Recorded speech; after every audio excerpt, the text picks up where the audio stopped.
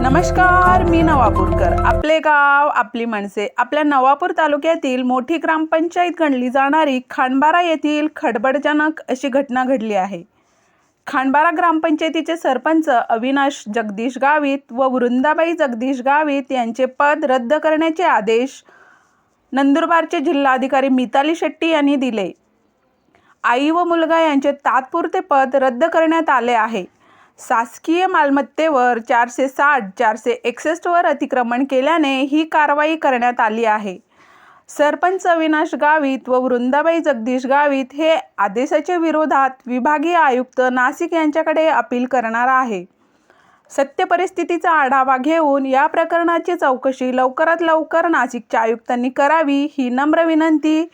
एक लोकनियुक्त युवा नेतृत्व करणारा, समाजाची सेवा करणारा, समाजासाठी झगडणारा युवा नेतृत्व आहे. या प्रकरणाची फास्ट ट्रॅकवर प्रक्रिया करत लवकरात लवकर निकाल लावावा ही नम्र विनंती. SK news Navapur. नमस्कार.